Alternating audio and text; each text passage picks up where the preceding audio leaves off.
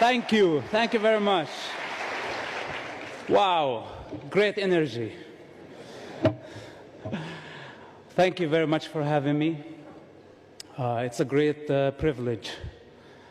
The Jerusalem Post Annual Conference.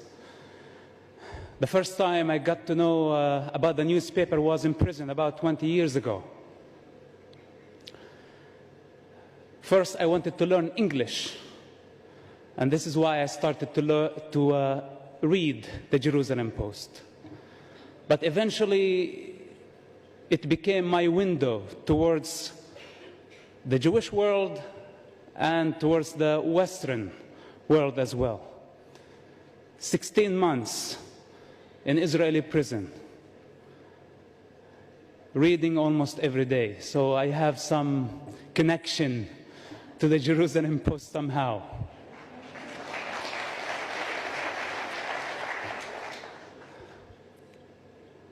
I don't know where to start, but you can use your imagination of the son of a top Hamas leader, and what in the world is he doing at the Jerusalem Post Annual Conference? They gave me a tag. I don't wear it right now, but they had on it the son of Hamas. And I went through security all the way to the backstage.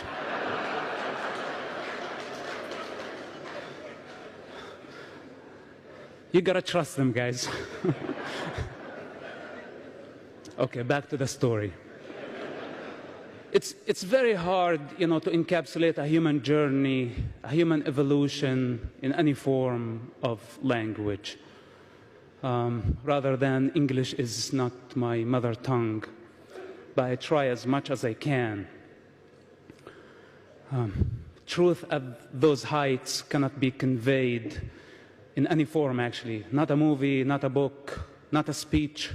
We cannot reduce ourselves to words that cannot defend themselves. And somebody is going to take this speech, take it out of the context, and serve maybe some Palestinian agenda, eventually. This is how it works. People don't see things for what they are. But I'm sure that some of you, at least, will understand where I'm coming from. So today, if I speak with the authority of experience. It's not from the books. It's not a second-hand knowledge that I got from somebody.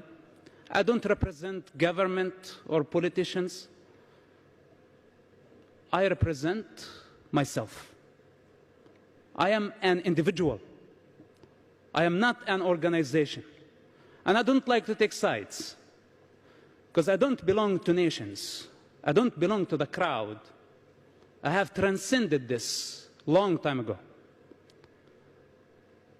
But the Jewish nation is dear to me. And when I see nations unifying against the Jewish people, it hurts me. Because at some point, I thought the Jewish people were the enemies of humanity. I thought that they were the enemies of our people, the Palestinian people, until I came to experience what the Jewish nation really is. Through intelligence service, through witnessing the true democratic model in an ocean of darkness, the only light in the Middle East. And I wonder, people here in the free world who think that they are free, unifying against Israel, attacking Israel, isolating Israel, boycotting Israel, BDS and all this hypocrisy. Of course, hypocrisy coming together with political correctness, because it's the same. Two faces for the same coin. In the Muslim society, I witnessed a woman who sent 5 of her children to die in suicide bombing attacks, one after another. She would put this explosive belt on them and bless them and say, "Go kill the Jews," to gain respect in her society. This is hypocrisy. My father disowned me because he's a hypocrite. On a personal level, he's a loving father. But when he puts the Hamas mask that he cannot exist without, he's a monster, he's something else. And this is the problem with that society conditioning. That if you take individuals on the side, they're just human beings like us. Any of us could have or have been brought in that environment, would be conditioned in the same way. The human condition does not differentiate between an Arab or a Jewish person. But the collective mind of the society is representing something. Is representing an ideology, a culture, a state of consciousness that calibrates in darkness, that calibrates in the 7th and 6th centuries. Ruled by tribal lust for power. It have not changed, or it has not changed. Muhammad, and I know that I've been told by people here not to say this, so it does not look like the Jews are going against the Muslims. But we cannot fool ourselves. There is an Islamic problem. Al-Qaeda, Hamas, Hezbollah, Islamic Jihad, ISIS, Boko Haram, all of them are killing by the name of Allah. They're not killing by the name of Jesus. They're not killing by the name of Jehovah. They're not killing by the name of Mahavira or the Buddha or Lao Tzu. They're killing by the name of Allah. There is an Islamic problem, and I think humanity needs to stand against this danger, because this danger is not only against the state of Israel. This danger, thank you.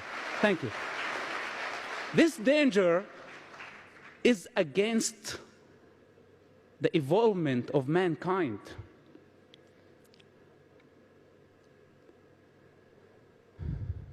Political correctness.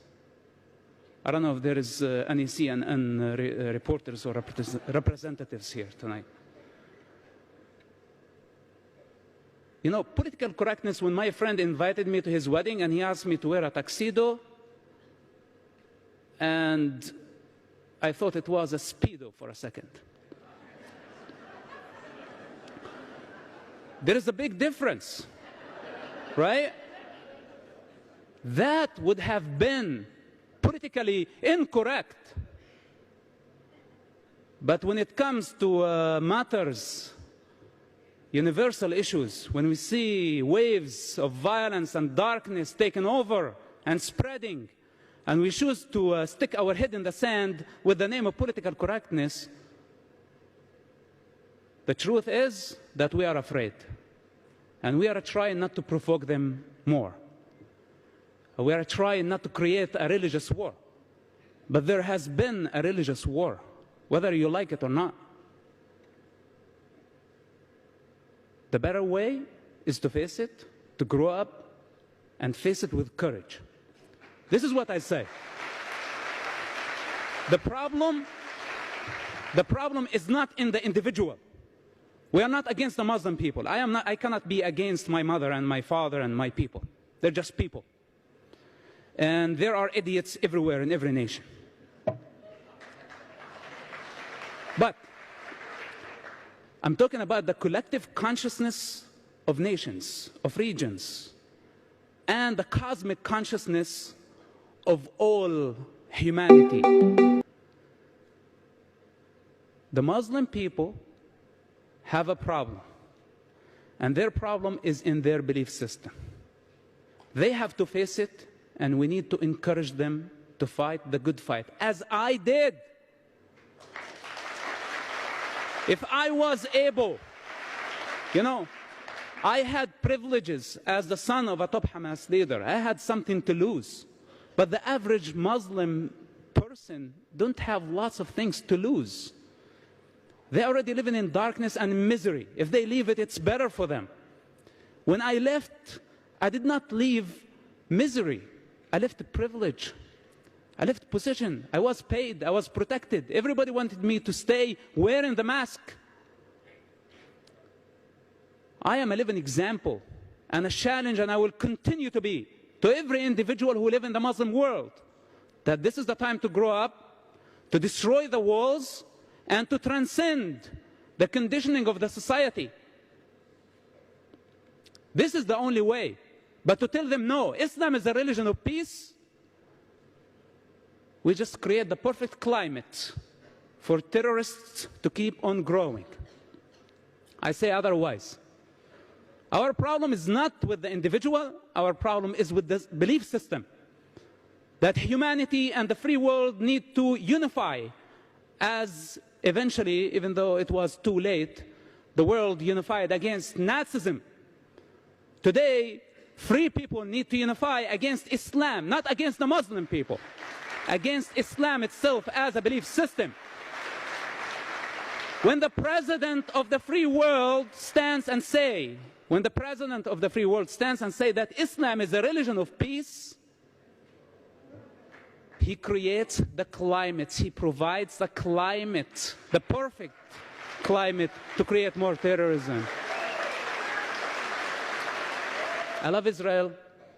I love what Israel stands for, its ethics, its values, its democracy, its love. A nation that was able to overcome the Holocaust, and instead of playing the victim mentality and blame everyone for their suffering, they were able to build a state, a democratic state, make it from a newborn state